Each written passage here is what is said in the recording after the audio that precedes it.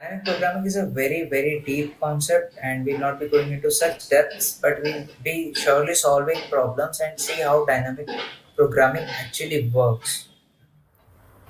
What dynamic programming is it is a code optimization technique. That means if your code is taking longer than you expected, or it is taking a long amount of time, then there are ways to shorten the time taken by your algorithm by using several techniques. Dynamic programming is one of them.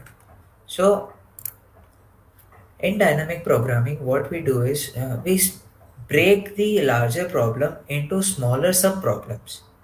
So suppose if you are having a problem that has two or three parts, so we break down it into smaller problems such that these smaller problems run faster and sometimes uh, may prove to be even faster than the bigger problem or the actual problem. Now, in other cases, when we do not have, when we cannot subdivide these problems, at that time we encounter a dynamic programming problem or a DP problem. Okay. The core idea of dynamic programming is to avoid repeated work by remembering partial results, and its concept finds its application in a lot of real life situations. So, what dynamic programming suggests is if there is something that is being calculated again and again, then instead of calculating again and again, use some space to store that result and then move forward. Now, for an example, if I give you a very basic example, I am asking you 1 plus 1 plus 1.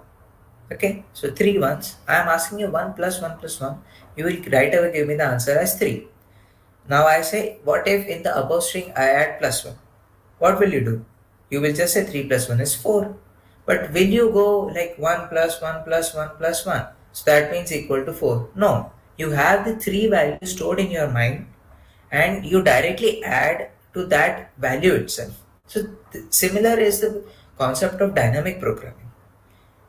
We trade space for time. So we use more space, but we consume less amount of time.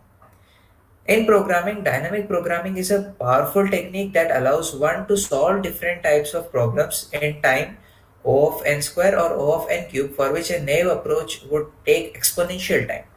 That means if your graph is going exponentially high, using dynamic programming, you can just keep it into it as a multiple of squares or cubes. Um, just if I give you a comparison, then it is like waiting for a problem to get solved in 10 minutes and then waiting for a problem to get solved in 1 minute. That is the amount of difference that dynamic programming can bring. Now 1 minute is also a lot of time, but doesn't mean it is any greater than, or it is uh, not comparable to what earlier it was taking, that was 10 minutes. So yes, there is a lot of difference. That is why dynamic programming is one of the very important concepts in coding world. So now if I give you a, function or a coding example for this, I hope you all know what a Fibonacci series is. What a Fibonacci series is, the sum of the previous two numbers is the value of the next number in the sequence. So suppose we start the series with 0 comma 1. Okay, so then the third element will be 0 plus 1, that is 1. Then the fourth element will be 1 plus 1, that is 2. Then the fifth element or the next element will be 2 plus 1 is equal to 3. Similarly 5, then 8 and so on. So that is how Fibonacci series proceeds. Now to calculate it, there is one approach that you can use, that is recursion. So how does recursion work? This is a sample or the snippet of the recursion of the recursive code. So we have defined a function fib that takes an input n if n is less than 2. That means if the series if the elements of the series are that we are calling for is 0 or 1, then we return 1. That means this function gives the value 1.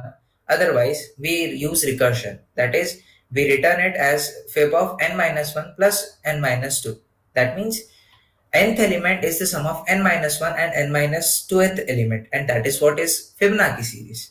Okay, So let us see what happens when we execute this code. Okay.